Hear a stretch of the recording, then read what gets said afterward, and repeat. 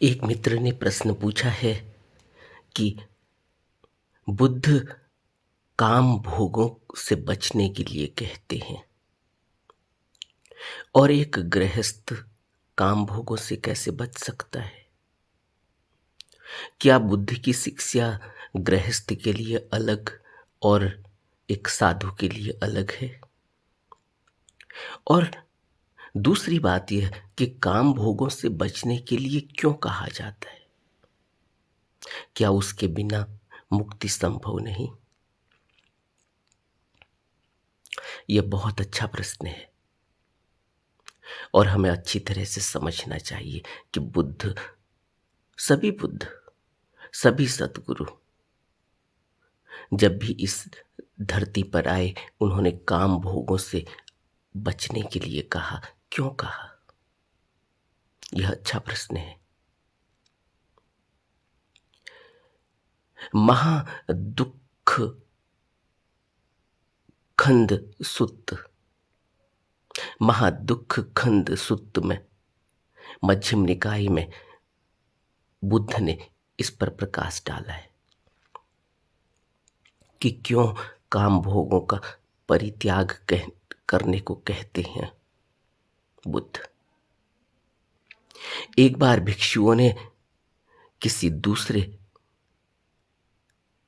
श्रमणों के साथ बातचीत के दौरान में यह प्रश्न अपने सम्मुख पाया कि क्यों भगवान बुद्ध कामों के परित्याग के लिए कहते हैं और हम भी यानी जो दूसरे भिक्षु हैं जो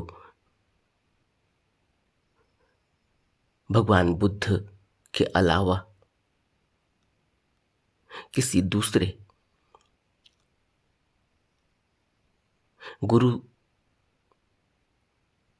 के शिष्य हैं, वह भी यही कहते हैं कि काम भोगों का परित्याग करना चाहिए। और बुद्ध कहते हैं कि धम्मोपदेश के अनुशासन का पालन करना चाहिए और हमारे वहाँ भी यही कहा जाता है कि धम्मोपदेश और अनुशासन का पालन करना चाहिए। प्रश्न उठा कि सभी बुद्ध पुरुष कामों के परित्याग के लिए क्यों कहते हैं। यही प्रश्न पूछा भी गया है। तब बुद्ध ने कहा, भिक्षुओं, क्या है कामों के दुष्परिणाम? जब तक हमें काम का दुष्परिणाम पता नहीं चलेगा तब तक काम को हम क्यों छोड़ें यह हमें समझ नहीं आएगा, क्योंकि काम में सबसे ज्यादा रस है। काम से संसार की उत्पत्ति होती है, काम से पूरा संसार बनता है, काम से पूरा संसार फैलता है।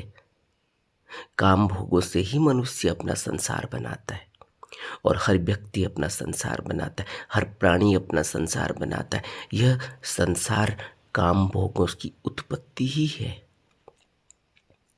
और काम भोगों से जब संसार बनता है, एक तरफ काम भोगों से संसार बनाना और दूसरी तरफ मुक्ति और निर्वाण के पथ पर चलना, निर्वाण की बात करना भी बिल्कुल ही अपोजिट बात हो जाती है। दो अलग अलग सिरों वाली बात हो जाती है।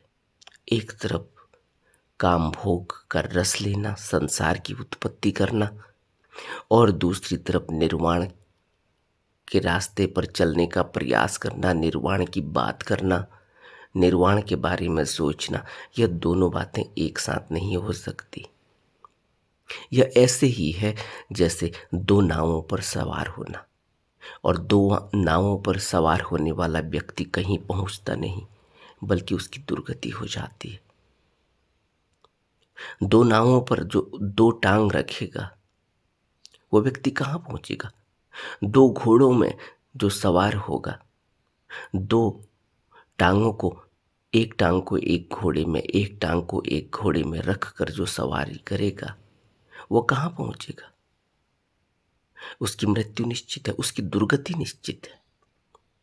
वो बुरी तरह से मुंह की चोट खाएगा, घसीटा जाएगा और उसकी मृत्यु बड़ी ही दुष्कर होगी। इसलिए बुद्ध कहते हैं कि दो नावों पर सवारी नहीं हो सकती और काम भोगों के परिणाम को समझना चाहिए। काम भोगों का दुष्परिणाम क्या है? बुद्ध कहते हैं कि भिक्षुओं,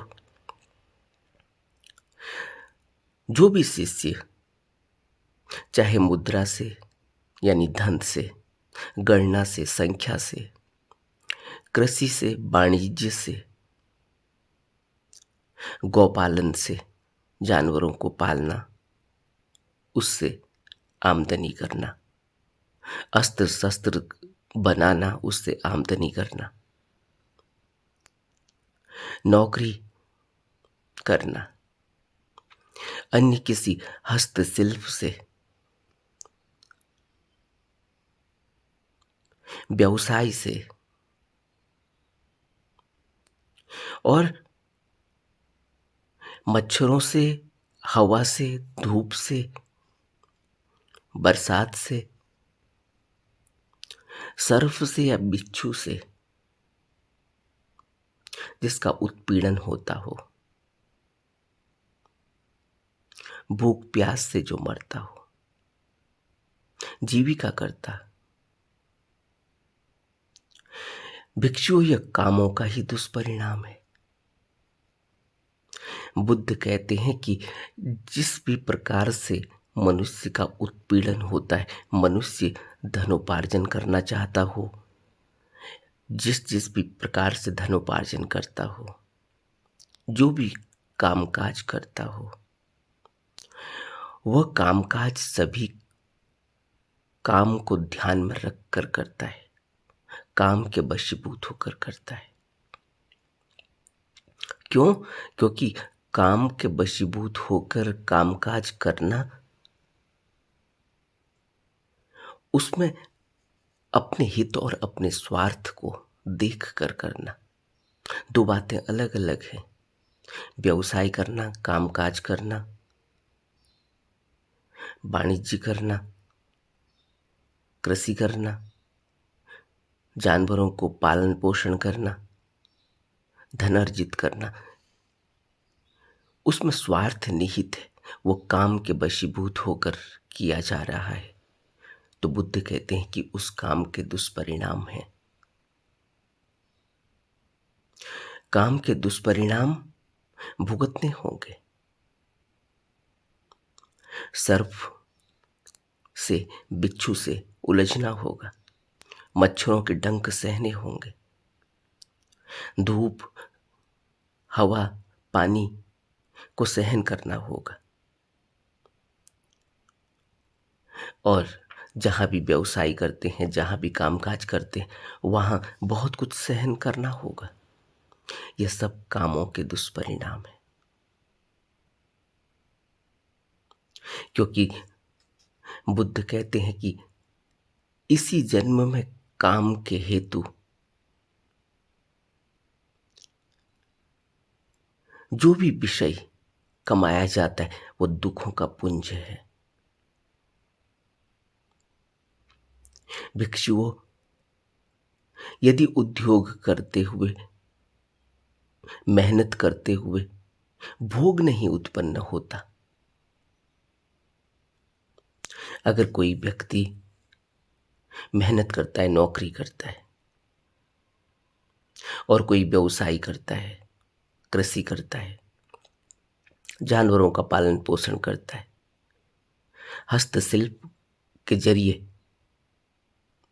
अपना गुजारा करता है, जो कुछ भी करता हो, लेकिन अगर मेहनत करते हुए भी वो भोग उत्पन्न नहीं कर पाता तो वह क्या करता है? वो दुखी होता है, वह शोक करता है, चिल्लाता है, छाती पीटता है। कि मेरा प्रयत्न व्यर्थ हुआ, मेरी मेहनत निष्फल हुई। हम रोज यह बात सुनते हैं कि एक बच्चा मेहनत करता है, पास नहीं हो पाता, दुखी हो जाता है और दुखी होकर मृत्यु के बारे में तक सोचने लगता है कि उसकी मेहनत सफल नहीं हुई। यह सब कामों का दुष्परिणाम है, बुद्ध कहते हैं। और बुद्ध ने कामों से बचने के लिए हमें वह कर्म करने के लिए कहा जो निष्काम है, जहां अपना हित सर्वोपरि नहीं। क्योंकि प्रश्न फिर जरूर उठेगा मन में कि फिर क्या कोई काम नहीं करना चाहिए, क्या व्यवसाय नहीं करना चाहिए, क्या नौकरी चाकरी नहीं करनी चाहिए, क्या हस्तशिल्प नहीं करना चाहिए, क्या अपना कोई आजीविका का गुजारा करने का कोई साधन नहीं अपनाना चाहिए। यह प्रश्न जरूर उठेगा, लेकिन बुद्ध कहते हैं कि काम भोगों को आगे रखकर नहीं, निष्काम भावना से किया गया काम। और ये निष्काम, सभी बुद्धों ने कहा कि निष्काम से जो भी परिणाम हुए उसमें व्यक्ति उलझता नहीं, काम उलझाता है। इसलिए बुद्ध कहते हैं कि यह कामों का दुष्परिणाम है कि वह जब भोग उत्पन्न नहीं कर पाता, जब वो भोग नहीं पाता मेहनत करके भी, तब उसे लगता है कि हाय मेरा प्रयत्न व्यर्थ हो गया, मेरी मेहनत निष्फल हो गई। बुद्ध कहते हैं कि भिक्षु यह कामों का दुष्परिणाम है, क्योंकि दुख का पुंज है। और यदि भिक्षुओं यदि कोई व्यक्ति उद्योग करते हुए, उद्यम करते हुए, व्यवसाय करते हुए, नौकरी चाकरी करते हुए, वाणिज्य कृषि या हस्तशिल्प करते हुए, जानवरों का पालन पोषण करते हुए भोग को उत्पन्न कर पाता है, तो फिर वह उन भोगों की रक्षा के लिए दुख झेलता है। तब उसके मन में विचार उठता है कि कहीं मेरे भोगों को कोई चोरी ना कर ले। तब उसके अंदर विचार उठता है कि अब मुझे टैक्स देना होगा, तो टैक्स को कैसे बचाया जाए। वो टैक्स को बचाने का इंतजाम करता है। और यह तो रोज होता है। हम देखते हैं कि जो भी हम व्यवसाय करते हैं, जो भी नौकरी करते हैं, उसमें हम यही सोचते हैं कि कैसे टैक्स बचाया जाए, टैक्स पे करना पड़ेगा। यही बुद्ध कह रहे हैं कि जब काम भोग उत्पन्न होते हैं मेहनत से, उद्यम से, नौकरी चाकरी से, व्यवसाय से या किसी अन्य कामकाज से, तो फिर उन भोगों की रक्षा के लिए वह दुख झेलता है। कहीं मेरे भोगों को राजा ना चोर ले, राजा टैक्स न लगा ले, कहीं मेरे भोगों को कोई चोर न चोरी कर ले, कहीं वो आग में जल न जाए, कहीं पानी उन्हें नष्ट न कर दे, कहीं कोई अप्रिय घटना न हो जाए। अब वो रक्षा करने के लिए विचार करते रहता है, दुख झेलता है। और जब उसका भोग, उसके द्वारा जोड़ी गई संपत्ति को पानी से नुकसान हो जाए, आग से नुकसान हो जाए, कोई चोर चोरी कर ले जाए, तब वो शोक करता है कि जो मेरा था वो चला गया, वो अब मेरा नहीं। बुद्ध कहते हैं यह कामों का दुष्परिणाम है। इन मित्र ने प्रश्न पूछा है कि बुद्ध क्यों कहते हैं कि काम से बचो। हम काम से बचेंगे तो फिर हम कैसे, एक गृहस्थ व्यक्ति काम से बच सकता है, ये प्रश्न पूछा है। और बुद्ध इसका उत्तर दे रहे हैं महादुख खंड सुत्त में, मध्यम निकाय में। फिर बुद्ध आगे कहते हैं कि भिक्षुओं, कामों के हेतु, कामों के परिणाम स्वरूप, कामों के विषय में, कामों को भोगने के लिए झगड़ा होता है। एक राजा दूसरे राजा की संपत्ति को हड़पता है, राज्य को हड़पता है, झगड़ा होता है, सेनाएं आमने सामने खड़ी हो जाती हैं। एक राजा दूसरे राजा पर चढ़ाई कर देता है। आज हम देखते हैं एक देश दूसरे देश को दबाने की कोशिश करता है, उसके व्यापार को, उसके द्वारा किए जा रहे दूसरे देशों में व्यापार, उसको आहत करने की कोशिश करता है। अगर उससे उसको फायदा नहीं तो वह यही सोचता रहता है कि इस देश को किस तरह से नीचा दिखाया जाए, इसकी संपत्ति, इसके द्वारा कमाए गए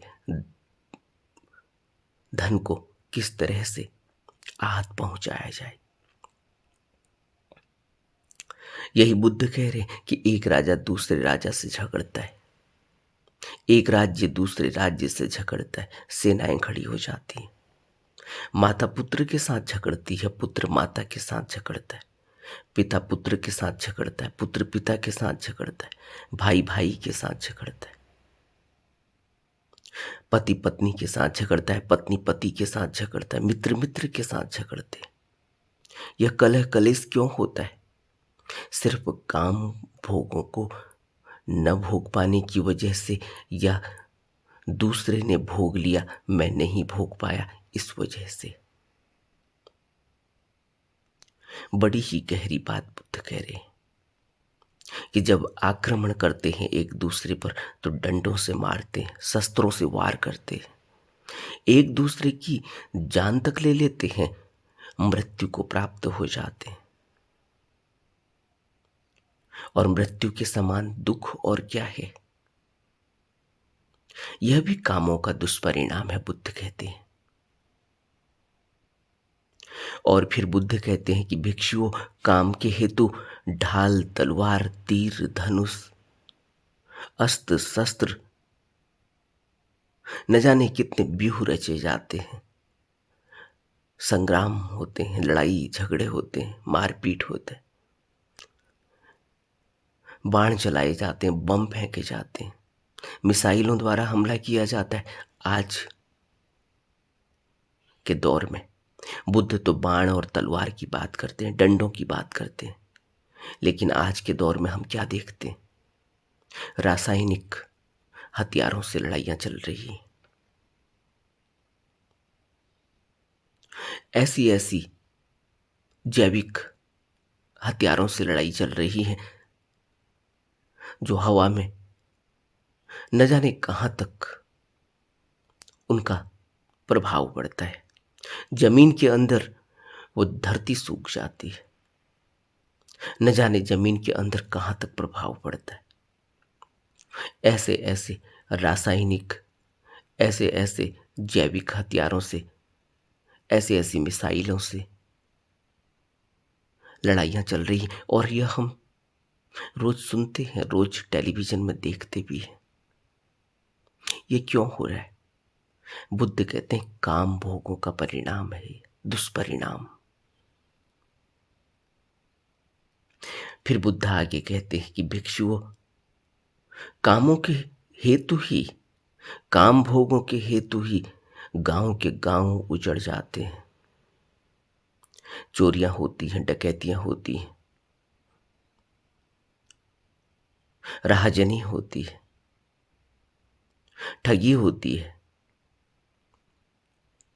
और फिर जब वह व्यक्ति पकड़ा जाता है तो फिर उस पर जुर्माना लगता है, उसको जेल में बंद करते हैं, फिर राजा उसको मृत्यु दंड देते हैं। यानी वहां भी मौत, वहां भी दुख। यह काम भोगों का दुष्परिणाम है। और मौत ऐसी ही साधारण मौत भी नहीं, और राजाओं के वक्त में तो मौत अलग अलग तरीके से दी जाती थी। किसी की गर्दन कटवा दी जाती थी, किसी की खाल खिंचवा दी जाती थी, किसी के हाथ काट दिए जाते थे, किसी के पांव काट दिए जाते थे। अलग अलग तरीकों से उत्पीड़न किया जाता था। यह सब क्यों हुआ? क्योंकि उस व्यक्ति ने चोरी की है, क्योंकि उस व्यक्ति ने हिंसा की है, क्योंकि उस व्यक्ति ने काम भोग, कहीं न कहीं उत्पीड़न, दुराचार किया है। उसके परिणाम हैं कि आज उसको सजा मिल रही है, और सजा ऐसी तेल के कड़ाहों में डाल दिया जाता है, कुत्तों से कटवाया जाता है, बाघ और शेरों के सामने छोड़ दिया जाता है, मांस नुचवाया जाता है। कितनी ज्यादा पीड़ा होती है, और ये पीड़ा क्यों हुई? सब काम भोगों का दुष्परिणाम है। और अगर हम अपनी जिंदगी को देखेंगे तो हमें अपनी जिंदगी में यह सब रोज की जिंदगी में अनुभव में आएगा कि हम किस तरह से काम भोगों की वजह से पीड़ित और दुखी हैं। लेकिन बुद्ध कहते हैं कि क्या इनसे बचा भी जा सकता है? तो बुद्ध ने हमें सतिपट्ठान सुत्त में इन सब काम भोगों के दुष्परिणाम से, दुर्गति से, इस दुख से बचने का रास्ता भी बताया। सतिपट्ठान सुत्त में हमने क्या सुना, क्या पढ़ा? क्या सतिपट्ठान सुत्त को हम अपने जीवन में लागू करते हैं? उसमें बुद्ध ने ध्यान साधना के जरिए इन दुखों से ऊपर उठने के उपाय बताए। दुख को कैसे देखा जा सकता है, दुख का समुदय क्या है, दुख का निरोध कैसे किया जा सकता है, दुख निरोध गामिनी प्रतिपदा क्या है, यह बुद्ध ने सतिपट्ठान सुत्त में बताई। और कैसे इस दुख से मुक्त होने के लिए क्या अभ्यास करना है, इसको भी बुद्ध ने सतिपट्ठान सुत्त में बताया। बुद्ध ने हमें दुख के कारण बताए, बुद्ध ने हमें काम भोग से बचने की जरूरत बताई, क्योंकि काम भोगों से ही मनुष्य इस जंजाल में फंसता है, भावबंधन में उलझता है। तो क्या काम भोगों से बचकर भी जीवन जिया जा सकता है? बुद्ध ने कहा हाँ, सतिपट्ठान सुत्त को समझना होगा, उसको अपने जीवन में लागू करना होगा। सतिपट्ठान सुत्त पर हमने बहुत बात की है। इस चैनल में बहुत वीडियोज सतिपट्ठान सुत्त में अलग अलग तरीके से बनाए गए, ताकि अच्छे से समझ में आ सके, हम उनका सहारा ले सकते हैं। और अगर सतिपट्ठान सुत्त पर और कोई विशेष जानकारी चाहते हैं तो जरूर लिख कर भेजें। नमो बुद्धाय।